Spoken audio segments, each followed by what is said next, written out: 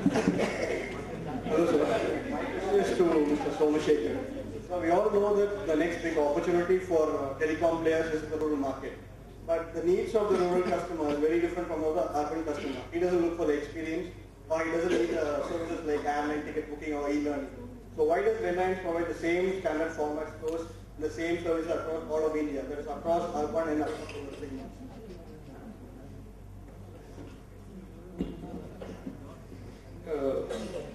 First, our stores are not the same across urban and rural. But I think there's certain other beliefs which Reliance carries. Number one, prior to entry of Reliance, mobile telephony was limited to urban areas. Reliance is present today in 6,000 towns. And I think the experience which the customer can get is the same.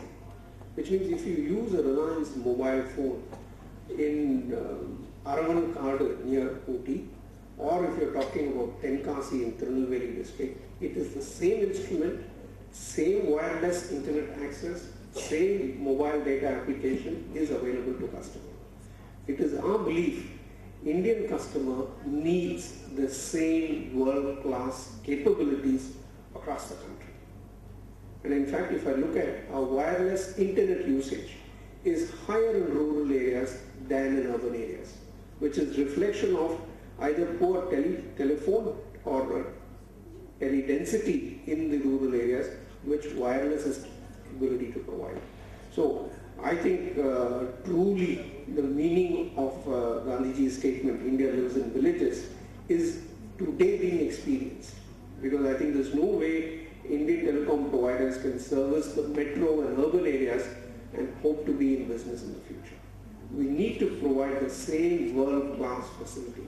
Is there a difference between electricity provided in urban areas and rural areas? It's the same electricity, same water. So pretty much the same. It's our belief telecommunication has to be a great leveler. It is same to everybody, and everybody should be able to access it and use it in a very affordable manner. So our belief is really we would like to give the same world-class capability across the country. Uniform. That is, if a product is available at ₹5 in Chennai, the same product will be available at ₹5 even in Delhi. But when it comes to telecom industry, I guess Reliance adopts uniform pricing policy. But for Reliance, it's a differential policy. Why? For Airtel. In every market, there is actually, every market has a different level of tariff intake, and a lot of innovation happens in the tariff. It's a cutthroat competition in every market.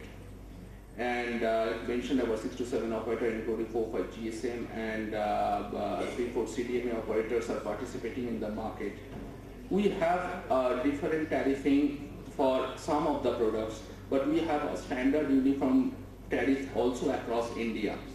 Now what we see that due to the high competitive pressure in some of the market, whatever our national tariff is being reduced over a period of time because of the competition, and there are some local players also who are actually in 1 or 2 circles, not as integrated operator like Bharti.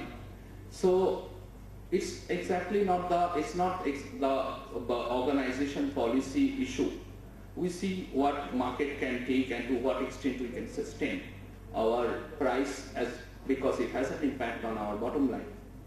So this is almost perfect competition in any market.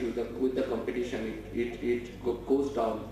And for Airtel, in some of the market, even we could hold our tariff because we see that over a period of time, it's not the game which is going to sustain.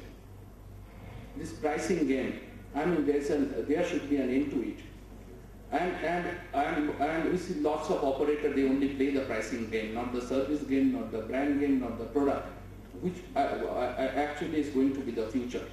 So in some of the markets, perhaps you have seen that we are holding the price, but for your information, we are also the market leader in most of the markets. So there the customer not only see the price, because few paisa here and there, it doesn't please the customer. But what they see that what experience and the product and the brand they are getting associated with. It goes like this. So I was going to my department at Anna University. That is not where I work for Liba. I studied there. I studied there. I did my PhD there. I was on my way to meet my guide.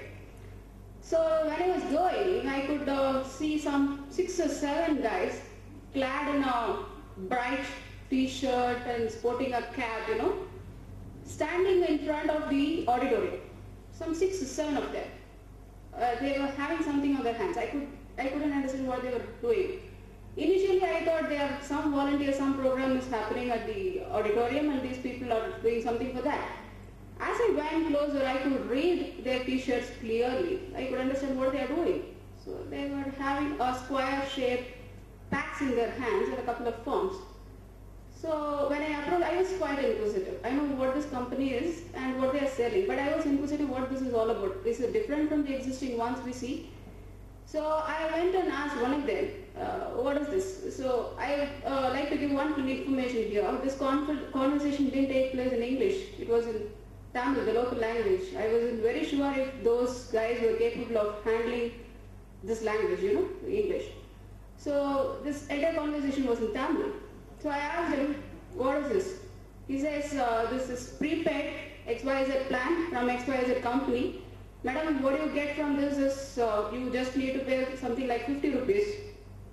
Okay, and you get full talk time and the validity is for 2 years. My God, that is mind-boggling.